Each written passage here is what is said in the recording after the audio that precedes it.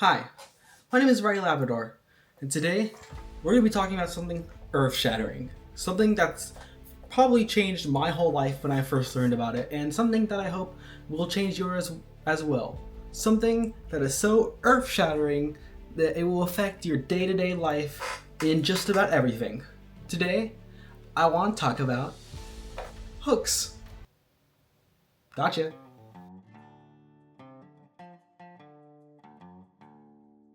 In truth, this is something I've actually really been wanting to talk about for a while. I'm a writer, I enjoy writing, and I kind of wanted to, talk a little bit about that process and what it's like from someone who maybe doesn't have a lot of experience writing and maybe wants to get into it. And just a disclaimer, I'm not a professional writer or anything. I've written quite a few scripts though. I've written a couple of them have gotten nominated for quarterfinals in some script competitions, but I'm not a professional.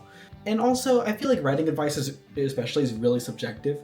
There's plenty of different books that people recommend you on writing advice, and plenty of them will pretty much say the same exact thing. So it's pretty much up to the person themselves who make the rules.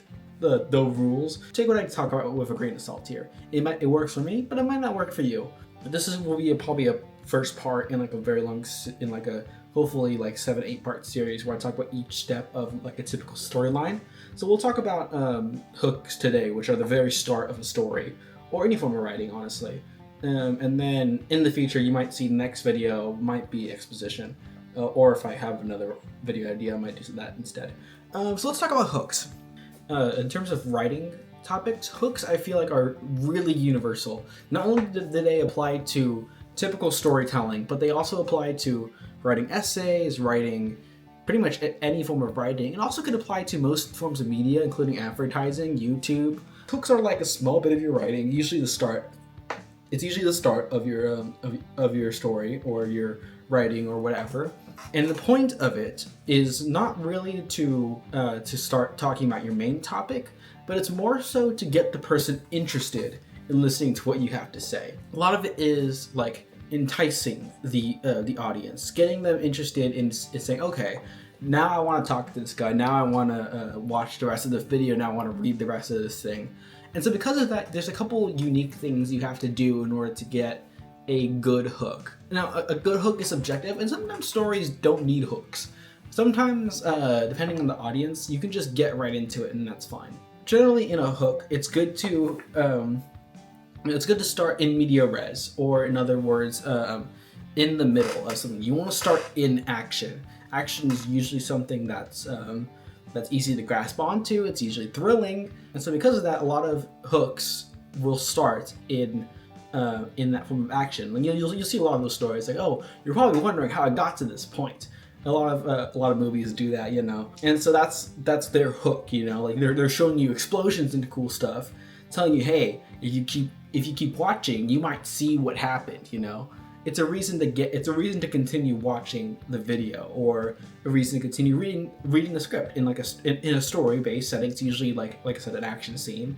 But sometimes it can be something small. It doesn't have to be in this large scene. It could actually, in just novel storytelling, it could be as simple as a sentence. My creative writing professor always advised us to start with an action. Let's say if it's a story, instead of saying, this is Billy Bob is going to go there, you would start with Billy Bob goes there. So that right away we are in the action and we are going straight forward to it. It's like a fishing rod. Think of it like a fishing rod. You're trying to hook the fish we want, the audience, with bait we use. That could be action, or I say action a lot, and that doesn't mean fight scenes and explosions. It could be just drama too. It's just generally action scenes are just something where movement is happening. And that's not necessarily physical movement. The story is progressing somehow. Maybe there's an argument that's going on, or maybe there's someone's tipping somebody else, and that tip is a really big deal for the story. My main advice for storytelling is don't be focused so much in the broad sense. You can tell stories from something as small as what's at your desk right here. If you want, you could try and tell a story about this note card, where it's been, how it's been marked, all the small stuff, why it's here at this point. There's a story to it. There's a story in any small item or even just a speck of dust. And there's tons and tons of different hooks you can make, and tons of ways you could write a hook. But generally speaking, if I were to say how to write a hook, if I were to give you like 3 baselines, let's say. 1, start an action. 2, make it short and sweet. And 3, try to get most of your of what your story is about in that hook. Again, it's good for them to get a general vibe of what the story or writing piece is.